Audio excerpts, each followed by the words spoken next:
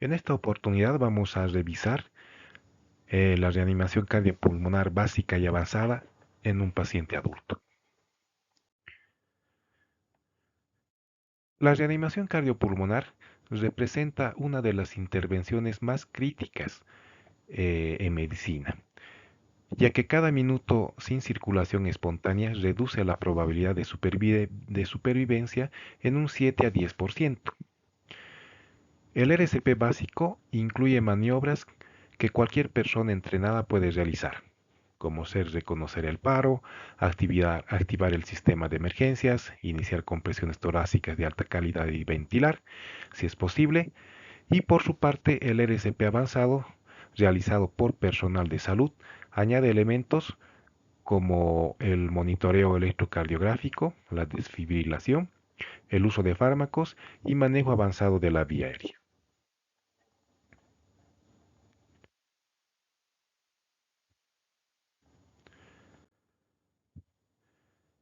Veamos un poco de las definiciones. El paro cardiorrespiratorio es una condición clínica crítica en la que de manera brusca, inesperada y potencialmente reversible se detiene tanto la actividad mecánica ventricular útil como la respiración. Es decir, el corazón deja de bombear de forma efectiva y el paciente no respira. Reconocerlo de inmediato es vital, ya que cada minuto sin intervención disminuye significativamente la supervivencia y aumenta el riesgo de daño neurológico irreversible. La reanimación cardiopulmonar se refiere al conjunto de maniobras básicas, compresiones torácicas y ventilación de rescate, y avanzadas, desfibrilación, manejo avanzado de la vía aérea y uso de fármacos, cuyo propósito es restablecer la función respiratoria y circulatoria, reduciendo el riesgo de lesión cerebral.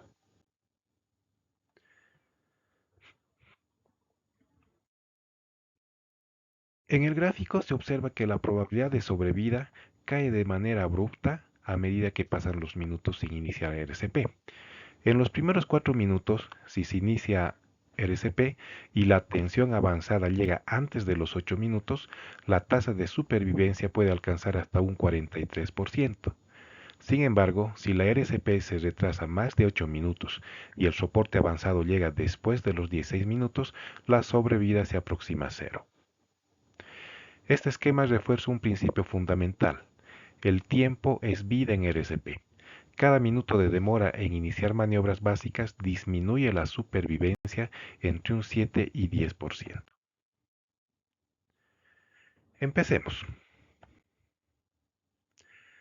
La cadena de supervivencia es un concepto fundamental en el manejo de paro cardiorrespiratorio, tanto en el ámbito intrahospitalario como extrahospitalario. Cada eslabón simboliza una acción crítica y secuencial que aumenta las probabilidades de supervivencia y recuperación del paciente adulto. Es así que en el paro cardiorrespiratorio intrahospitalario, el primer eslabón es el reconocimiento y la prevención temprana. Esto consiste en identificar pacientes en riesgo de deterioro para prevenir el paro. Activación del sistema de emergencias internas, que significa llamar al equipo de respuesta rápida. El siguiente eslabón, una RCP de alta calidad, que son las compresiones torácicas efectivas y ventilaciones adecuadas. Posteriormente viene la desfibrilación temprana, que se refiere al uso de un desfibrilador en ritmos desfibrilables. Y los cuidados post-paro cardíaco, que incluye el manejo avanzado en la unidad de cuidados intensivos, el control de temperatura y el soporte hemodinámico. Y finalmente la recuperación, que se refiere a la rehabilitación física, neurológica y psicológica del paciente. En la cadena de abajo podemos observar los eslabones que conforman el paro cardiorrespiratorio extrahospitalario, que empieza con una activación de emergencias, que significa llamar al servicio prehospitalario lo antes posible, una RCP de alta calidad, realizada por los testigos o personal de salud entrenado, la desfibrilación temprana, que es el uso de un desfibrilador externo automático disponible en lugares públicos, el soporte vital avanzado, atendido por el equipo prehospitalario con medicamentos y manejo avanzado de la vía aérea, y los cuidados postparo cardíaco y recuperación, que es igual que en el entorno hospitalario. Una RCP de alta calidad y la desfibrilación temprana son los pilares que sostienen la sobrevida inicial, mientras que los cuidados post-paro y la recuperación garantizan la calidad de vida a largo plazo. ¿Cómo reconocemos un paro cardiorrespiratorio? Es un punto crítico en la cadena de supervivencia que determina la eficacia de la reanimación cardiopulmonar básica y avanzada. Entonces, primero tenemos que verificar el estado de conciencia. Esta se realiza mediante estímulos verbales y físicos, como sacudir suavemente, hablar fuerte, preguntar si se encuentra bien. Un paciente inconsciente que no responde debe considerarse en riesgo de un paro cardiorrespiratorio. Hay que verificar la función respiratoria. Aquí podemos aplicar la técnica MES, que significa mirar, escuchar, sentir, mirar si hay movimientos torácicos, escuchar ruidos respiratorios y sentir el flujo de aire. Es importante reconocer la respiración agónica o boqueo, que no debe confundirse con una respiración efectiva. Y finalmente verificar el pulso central, ya sea carotidio o femoral. La búsqueda del pulso no debe exceder los 10 segundos. Si no se detecta pulso o hay duda, debe iniciarse la RCP de inmediato. La identificación rápida del paro cardiorrespiratorio es el primer eslabón de la cadena de supervivencia. Cada segundo de demora disminuye la probabilidad de sobrevida. Por ello, el reconocimiento precoz, seguido del inicio inmediato de la RCP de alta calidad, es lo que marca la diferencia entre la vida y la muerte. Desde el punto de vista fisiopatológico, existen tres fases del paro cardíaco. La fase eléctrica, que va del minuto 0 a los 4 minutos. En este periodo inicial, el miocardio aún cuenta con reservas de oxígeno y glucosa. La intervención más eficaz es la desfibrilación precoz, ya que las arritmias más frecuentes son la fibrilación ventricular y la taquicardia ventricular sin pulso, y estas son reversibles en este momento. Aquí la probabilidad de éxito de la RCP es máxima si se actúa rápido. Posteriormente viene la fase circulatoria, que va de los 4 minutos a 10 minutos. En esta fase el corazón cambia a metabolismo anaerobio, disminuye la eficacia eléctrica y aumenta la acidosis. La intervención más importante es iniciar RCP de alta calidad, o sea, con presiones torácicas más ventilación adecuada, que permite mantener cierto flujo sanguíneo y oxigenación hasta lograr la desfibrilación o soporte avanzado. Finalmente tenemos a la fase metabólica, que va más de 10 minutos. En esta fase se producen daños celulares irreversibles, como ser edema, ruptura y muerte celular. La probabilidad de éxito disminuye drásticamente, incluso con maniobras avanzadas, y aumenta el riesgo de daño neurológico severo.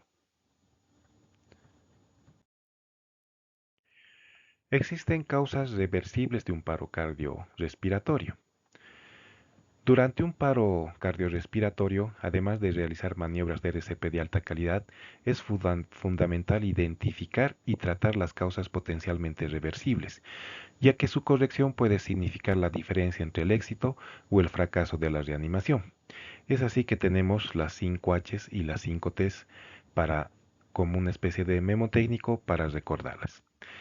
En las 5 Hs, hipovolemia. Es la causa frecuente de la actividad eléctrica sin pulso. Hay que corregir con líquidos y control de la hemorragia. La hipoxia, la más común. Hay que asegurar la vía aérea y una adecuada oxigenación. Hidrogeniones se refiere a una acidosis. Suele deberse especialmente a la acidosis metabólica o respiratoria. Se maneja con ventilación y en casos graves con bicarbonato. La hipo o hiperpotasemia, que son trastornos electrolíticos que alteran la conducción cardíaca, requieren corrección específica, calcio, insulina, glucosa, bicarbonato o reposición de potasio según el caso. Y la hipotermia, que enlentece el metabolismo, se maneja con recalentamiento progresivo. En las 5 Ts tenemos la tensión de neumotoras o neumotoras a tensión, que se alivia con descompresión inmediata, el taponamiento cardíaco, que requiere pericardiocentesis urgente. Tóxicos es buscar intoxicaciones y administrar los antídotos si existen. La trombosis pulmonar o el TEP masivo puede requerir trombólisis o embolectomía. y la trombosis coronaria, que se da en un infarto agudo de miocardio, que es la causa frecuente de fibrilación ventricular y taquicardia ventricular sin pulso. Esta requiere reperfusión, ya sea angioplastía o fibrinólisis.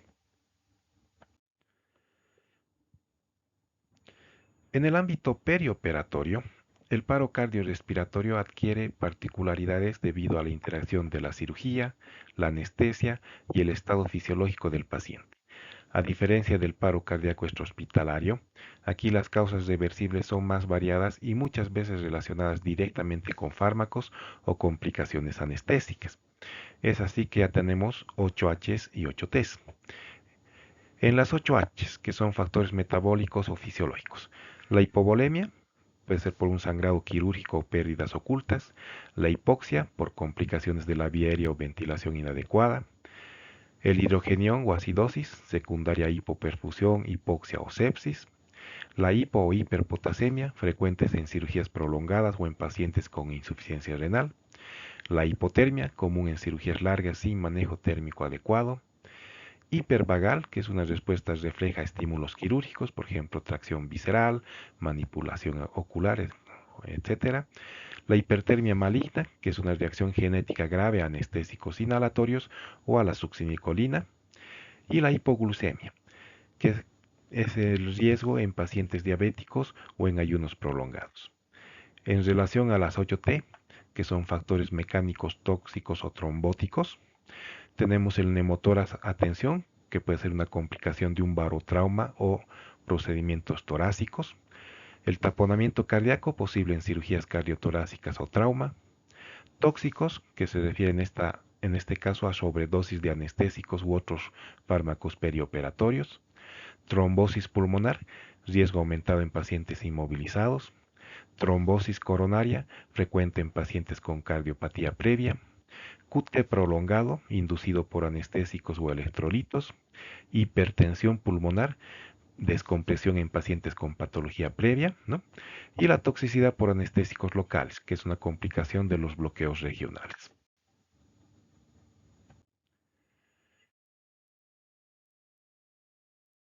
El cambio de la secuencia de ABC a CAB en las guías de reanimación cardiopulmonar se introdujo por la AJA en el 2010 y se mantienen en las recomendaciones actuales. ¿Qué es lo que motivó al cambio? Un énfasis en la circulación. La mayoría de los paros cardiorrespiratorios en adultos son de origen cardíaco, ejemplo la fibrilación ventricular o la taquicardia ventricular sin pulso. En estos casos lo más importante es restablecer la perfusión coronaria y cerebral rápidamente mediante compresiones torácicas eficaces. Otro motivo del cambio fue el retraso al inicio de las compresiones en las secuencias ABC. Antes, al seguir el ABC, los reanimadores perdían tiempo asegurando la vía aérea y ventilando antes de iniciar compresiones. Esto generaba una demora crítica en la perfusión, reduciendo la probabilidad de supervivencia. Otro motivo del cambio fue las reservas de oxígeno en el organismo. En los primeros minutos tras el paro, el organismo aún dispone de oxígeno residual en sangre y en pulmones. Lo limitante no es tanto la oxigenación, sino la ausencia de flujo sanguíneo que lo transporte a cerebro y a corazón. Y por último, las compresiones torácicas tempranas mejoran la supervivencia. La evidencia mostró que iniciar compresiones de inmediato aumenta la tasa de retorno a la circulación espontánea y la supervivencia con buen estado neurológico.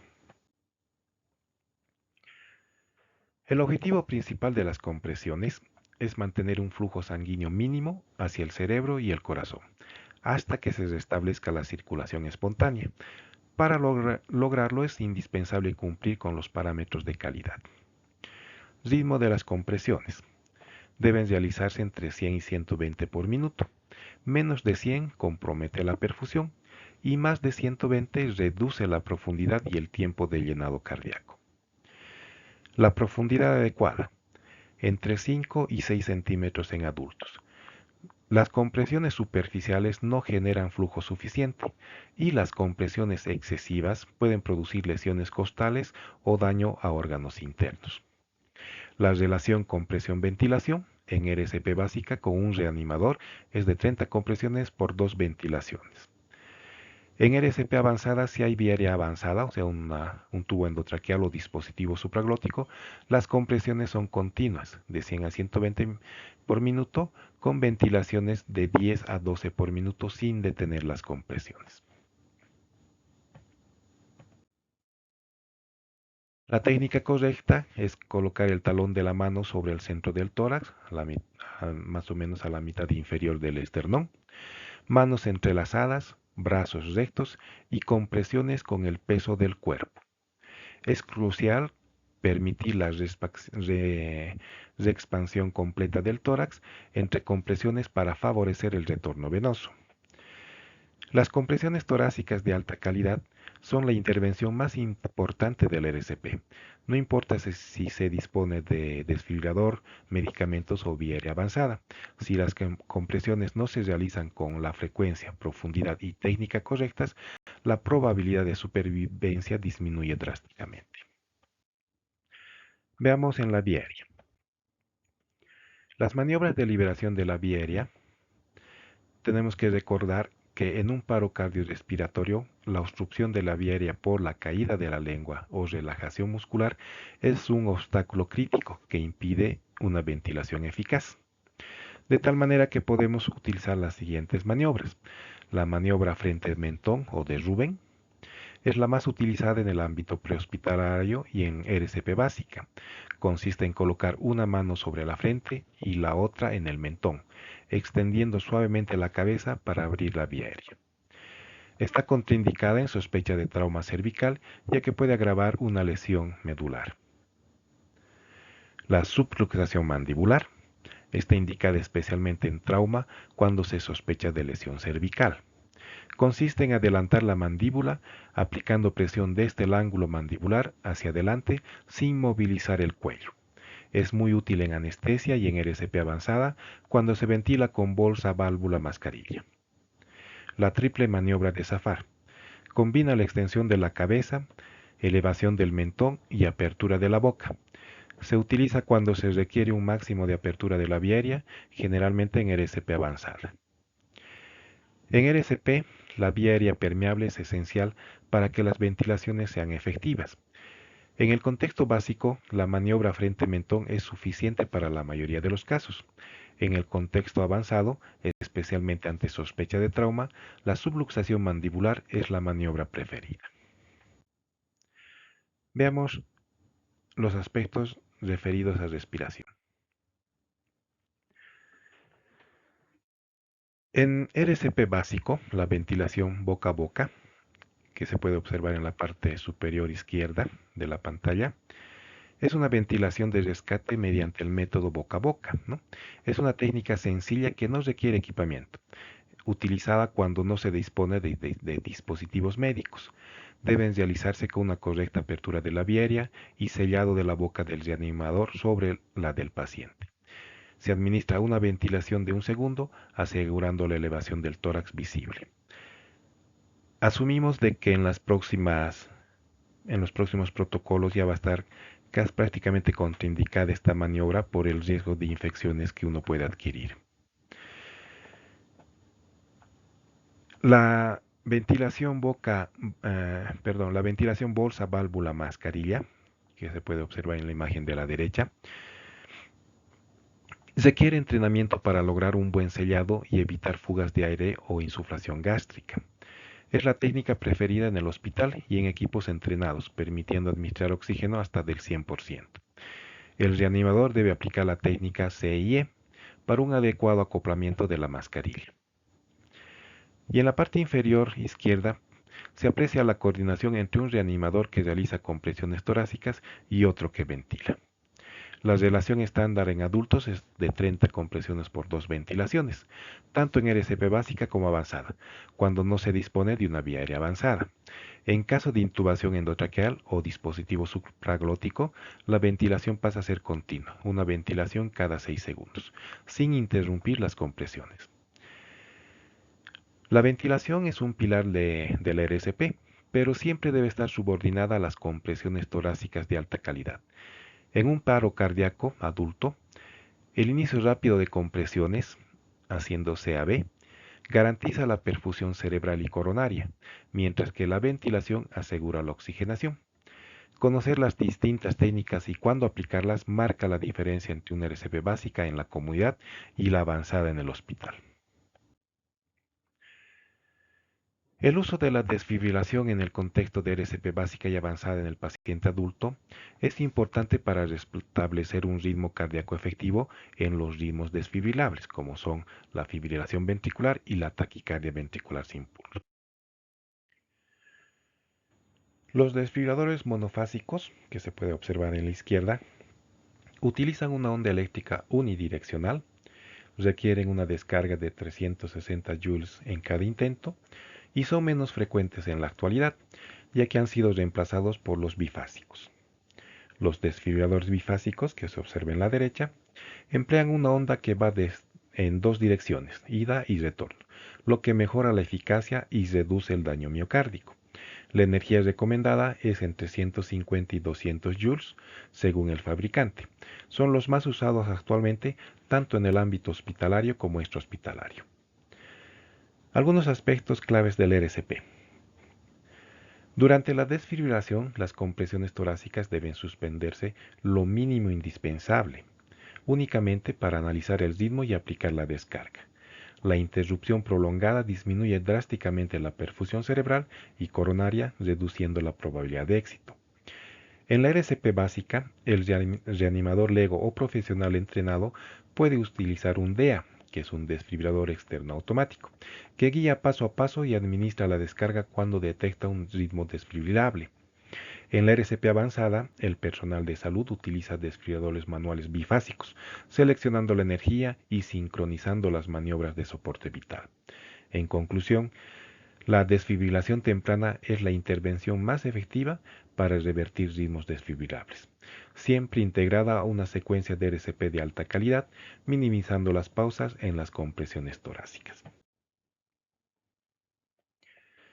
Aquí podemos observar los ritmos desfibrilables y no desfibrilables, ¿no? Teniendo como los no desfibrilables a la actividad eléctrica sin pulso y a la sistolia. Y como ritmos desfibrilables a la taquicardia ventricular sin pulso y la fibrilación ventricular. Cuando nos referimos a una RCP de alta calidad, estamos hablando de que la frecuencia de compresiones debe ser entre 100 y 120 por minuto. Mantener este ritmo es crucial para garantizar un gasto cardíaco efectivo durante el paro. Una frecuencia menor reduce la perfusión cerebral y coronaria, mientras que una mayor puede impedir el llenado ventricular adecuado. La profundidad adecuada debe ser de 5 a 6 centímetros, suficiente para generar un flujo sanguíneo eficaz. Superar los 6 centímetros aumenta el riesgo de fracturas costales y lesiones internas. Permitir la respiración torácica completa. Es esencial liberar la presión tras cada compresión, evitando el fenómeno de autopip. La reexpansión adecuada favorece al retorno venoso y la perfusión coronaria. Y mínimas interrupciones. Cada pausa disminuye la presión de perfusión coronaria y reduce la probabilidad de éxito en la desfibrilación. Por eso las interrupciones deben ser solo las necesarias para analizar el ritmo, para desfibrilar o para hacer un manejo avanzado de la vía aérea. En la RCP básica, estos principios deben ser aplicados por cualquier reanimador, incluso sin equipo avanzado. Y en la RCP avanzada se complementan con monitorización, desfibrilación y administración de fármacos, pero siempre manteniendo el énfasis en las compresiones de calidad como pilar central. En resumen, una RCP de alta calidad es la intervención más determinante en la supervivencia del paciente en paro cardiorrespiratorio. El uso de dispositivos avanzados, desfibrilador, vía aérea avanzada, fármacos, nunca sustituye a unas compresiones bien realizadas.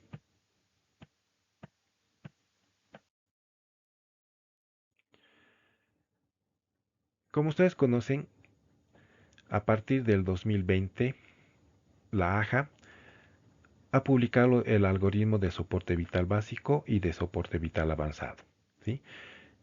Y este algoritmo constituye la secuencia ordenada de acciones para reconocer y tratar un paro cardiorrespiratorio. Podemos ver en el paso 1 la seguridad de la escena. Antes de iniciar es fundamental confirmar que el entorno sea seguro para el reanimador y para la víctima. En el paso 2 es la evaluación inicial. Hay que valorar la respuesta de la víctima, la conciencia, y activar el sistema de emergencias. Buscar un DEA, ya que la desfibrilación precoz es determinante en la supervivencia, como habíamos comentado con anterioridad. En el paso 3 nos referimos a la valoración rápida de la respiración y pulso. Se debe hacer en un máximo de 10 segundos. Si no respira o solo presenta un gasping y no hay pulso, hay que iniciar la RCP. Si respira normalmente pero no tiene pulso, hay que hacer una ventilación asistida. Si respira y tiene pulso, hay que hacer una vigilancia hasta la llegada de los profesionales. En el paso 4 se refiere a la RCP de alta calidad. Ciclos de 30 compresiones por 2 ventilaciones, la profundidad de 5 a 6 centímetros, frecuencia de 100 a 120, permitir expansión torácica y el uso de DEA tan pronto como esté disponible. En los pasos 6, 7 y 8, que se refiere a desfibrilación, cuando llega la DEA hay que analizar el ritmo. Si es desfibrilable, como en el caso de una fibrilación ventricular y taquicardia ventricular sin pulso, se administra la descarga y se continúa con RCP inmediatamente. Si no es desfibrilable, como en la actividad eléctrica sin pulso y en la sistolia, se continúa con la RCP y se reevalúa cada 2 minutos. Aquí podemos observar el algoritmo de RCP avanzado en adultos. Este constituye la guía central del soporte vital avanzado, ¿no?, que es posterior al soporte vital básico. El inicio inmediato del RCP y la oxigenación es muy importante, ¿sí? La reanimación siempre comienza con compresiones de alta calidad. No nos debemos olvidar de 100 a 120 por minuto y 5 a 6 centímetros de profundidad y la mínima interrupción. Se administra oxígeno y se conecta el monitor, el desfibrilador lo antes posible. La diferenciación de ritmos entre ritmos desfibrilables, nuevamente repetimos, como la fibrilación ventricular y la taquicardia ventricular sin pulso, y ritmos no desfibrilables como la sistolia y la actividad eléctrica sin pulso. Esta clasificación guía todo el manejo. El manejo de los ritmos desfibrilables: se administra una descarga eléctrica precoz, se continúa con 2 minutos de RCP tras cada descarga sin retrasos, se administra adrenalina 1 miligramo cada 3 a 5 minutos y se considera antiarrítmicos como la miodarona, 300 miligramos y bembolo, seguido de 150 si persiste, o de lidocaína. Y en el manejo de los ritmos no desfibrilables, no se desfibrila, se continúa con la RCP de alta calidad, se administra adrenalina lo antes posible, 1 miligramo endovenoso cada 3 a 5 minutos, y se identifica y se corrige las causas reversibles de las 5H y de las 5T. El acceso a la vía aérea avanzada: hay que obtener un acceso endovenoso o intraóseo. Hay que considerar la intubación orotraqueal o la colocación de dispositivos supraglóticos, siempre asegurando que las compresiones no se interrumpan. Hay que monitorizar con capnografía, que sirve como marcador de calidad de RCP y de pronóstico. Y hay que hacer una evaluación continua, reevaluar el ritmo cada 2 minutos. Si hay retorno de la circulación espontánea, pasar a cuidados post-paro, que es oxigenación, control de temperatura, hemodinamia, búsqueda de causa y pronóstico neurológico. Si el soporte vital básico, que se refiere a las compresiones, ventilaciones y el DEA, es la primera intervención inmediata accesible a cualquier persona entrenada. Y el soporte vital avanzado añade monitorización, fármacos, manejo avanzado de la vía aérea y análisis de las causas. Ambos forman un continuo que busca no solo recuperar la circulación, sino también garantizar la supervivencia neurológica. En resumen, estos algoritmos enfatizan que el éxito en la reanimación depende de las compresiones de alta calidad más desfibrilación temprana, en fibrilación ventricular y taquicardia ventricular sin pulso, y en adrenalina precoz más búsqueda de causas reversibles en asistolia y en actividad eléctrica sin pulso. Gracias.